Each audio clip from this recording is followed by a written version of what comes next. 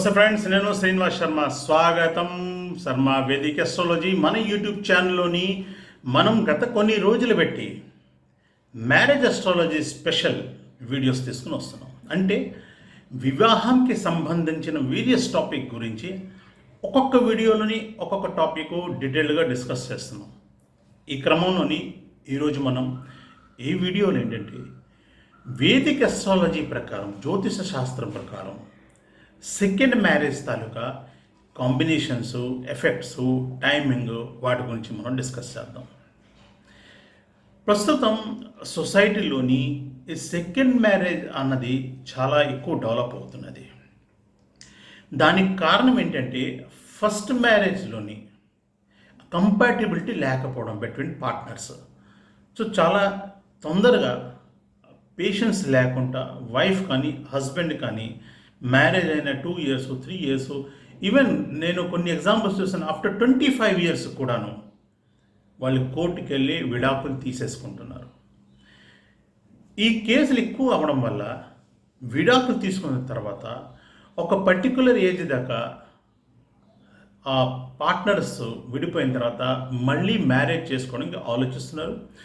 సొసైటీలో కూడా చాలా రిఫార్మేషన్ అయింది. దీనివల్ల సొసైటీ కూడా ఈ సెకండ్ మ్యారేజెస్ని చాలా ఈజీగా యాక్సెప్ట్ చేస్తున్నది. ఒకప్పుడు సెకండ్ మ్యారేజ్ ఉండేదే కాదు, అప్పుడు పరిస్థితులు వేరు, ఇప్పుడు పరిస్థితులు వేరు. ఎందుకంటే జాతకం ప్రతి 10 సంవత్సరాల్లోనే మారుతూ ఉంటుందన్నమాట. సో ఇప్పుడు ఏంటంటే ఈ దేశకాల పరిస్థితులు మారిపోవడం వల్ల సెకండ్ మ్యారేజ్ కూడా ఒక లైఫ్లోని ఒక కామన్ ఈవెంట్ కింద వస్తున్నది అనమాట. ఒక ప్రతి వాడికి ఈ ఘటన జరుగుతున్నది, ఇంచుమించు చాలామందికి జరుగుతున్నది. కాబట్టి అస్ట్రాలజికల్ కూడా దీన్ని అండర్స్టాండ్ చేసుకోవడం, దీన్ని అర్థం చేసుకోవడం చాలా అవసరం అయిపోయింది. సో ఈరోజు మనం ఈ టాపిక్ మీద మాట్లాడదాం.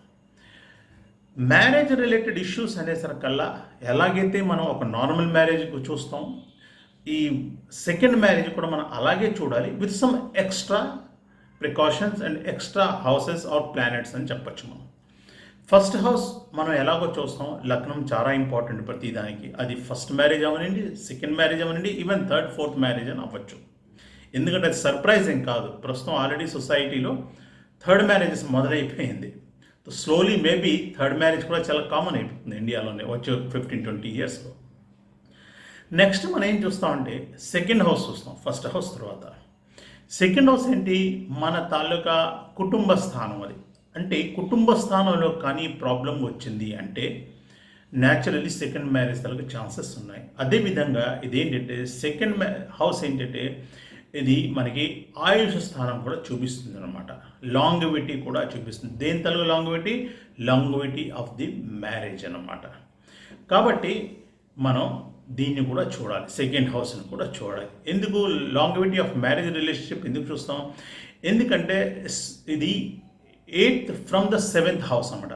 7th హౌస్ మన స్పౌస్ కాబట్టి 7th నుంచి 8th హౌస్ వెళ్తే సెకండ్ హౌస్ వస్తుంది. కాబట్టి స్పౌస్ తాలూకా అది మ్యారిటల్ రిలేషన్స్ తాలూకా లాంగివిటీ కాబట్టి మనం సెకండ్ హౌస్ కూడా చూస్తాం.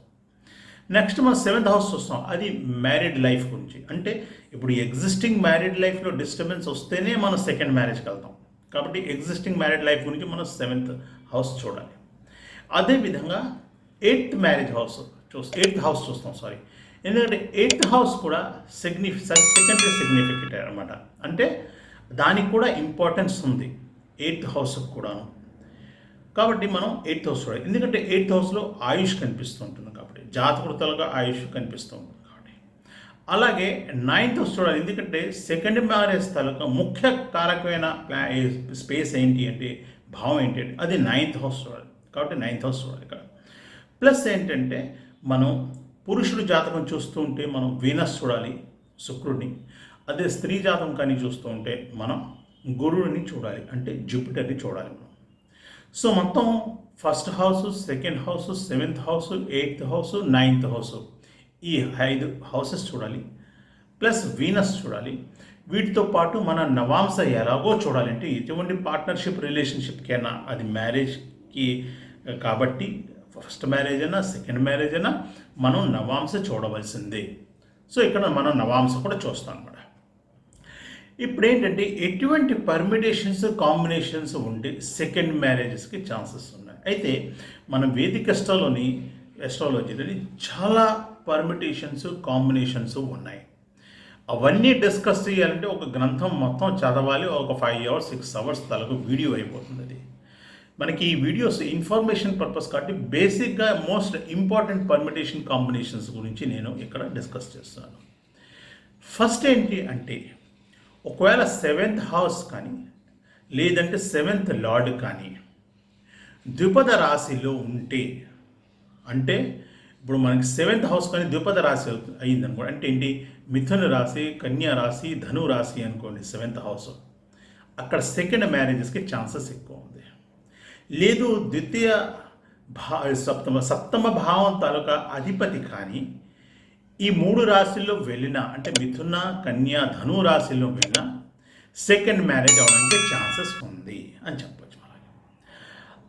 అలాగే ఈ 7th హౌస్ తాలూకా లార్డ్ అంటే సప్తమ అధిపతి కానీ 6th హౌస్, 8th హౌస్ లేదా 12th హౌస్, ఈ మూడిట్లోంచి దేంట్లో వెళ్ళినా అవి ద్విపద రాశులైనా, అంటే 6th, 8th, 12th కానీ ద్విపద రాశులైనా వీటిలోంచి ఏది ద్విపద రాశి దాంట్లో 7th లార్డ్ వెళ్తే సెకండ్ మ్యారేజ్ అవుతుంది అని మనం చెప్పవచ్చు.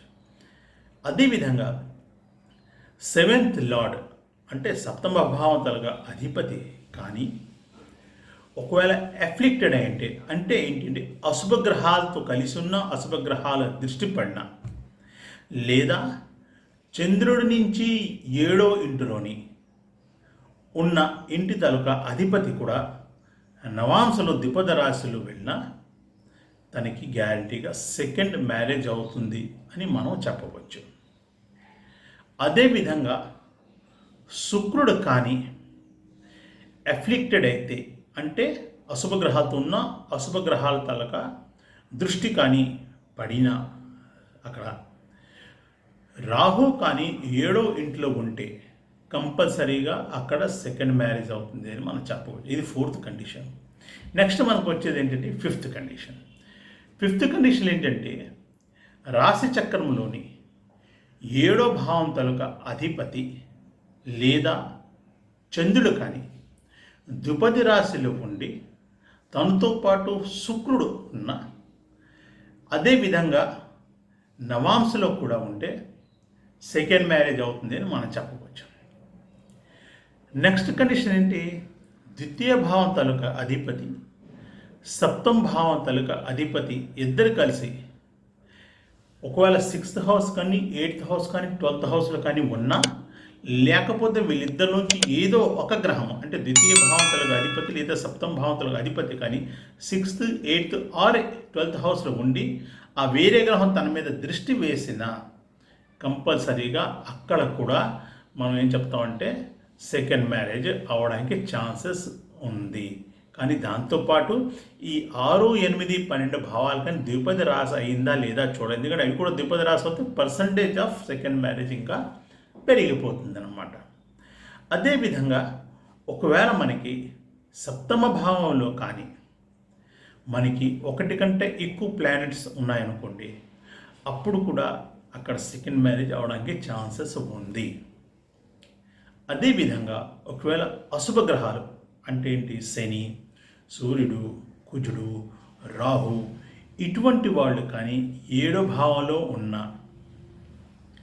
ప్లస్ ఆ 7వ భావం తాలూకా అధిపతి తను ఏ గ్రహమైనా అవ్వచ్చు, గురుడైనా అవ్వచ్చు, శుక్రుడైనా అవ్వచ్చు, ఎవరైనా అవ్వచ్చు, ఆ అధిపతి కానీ ఒక ద్విపది రాశిలో కానీ రాశి చక్రంలోని నవాంశలోని దేంట్లోనైనా కానీ వెళ్ళిపోయాడు అనుకోండి, వెళ్ళిపోతే మాత్రం అక్కడ కూడా మల్టిపుల్ మ్యారేజెస్ అవ్వడానికి ఛాన్సెస్ ఉన్నాయి.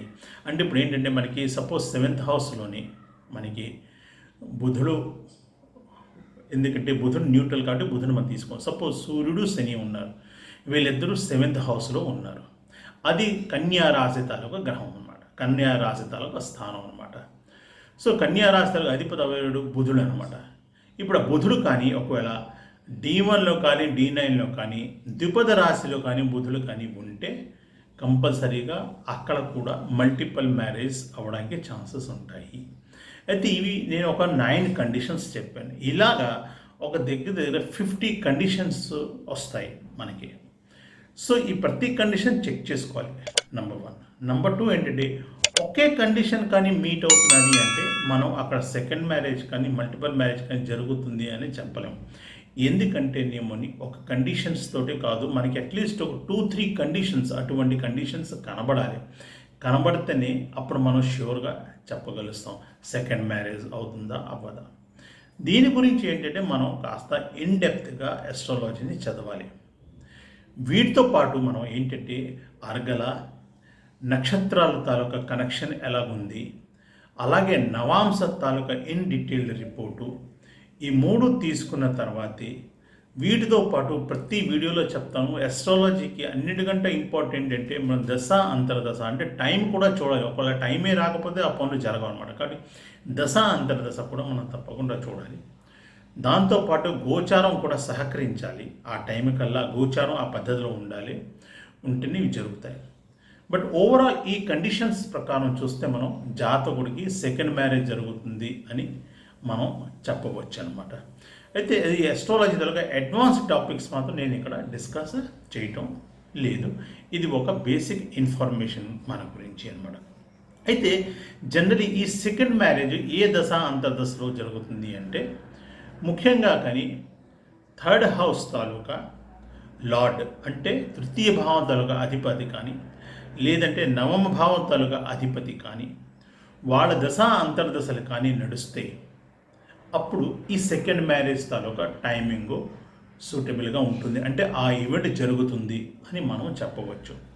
కొన్ని కేసెస్లో నేను కొన్ని చక్రాల్లో అనాలిసిస్ చేసి చూసిన ఏంటంటే అష్టమ భావం తాలూకా అధిపతి ఎవరైతే ఉన్నారో తన దశ అంతర్దశలో కూడా సెకండ్ మ్యారేజెస్ జరగడానికి ఛాన్సెస్ ఉన్నాయి.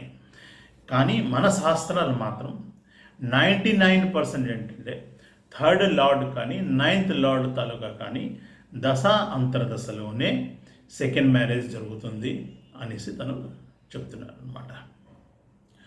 అయితే ఈ ఒక్క వీడియో చూసుకుని మనం డెసిషన్ తీసుకున్నాం. దీనికి ఇంకొంచెం కాస్త ఇన్డెప్త్ నాలెడ్జ్ ఉండాలి.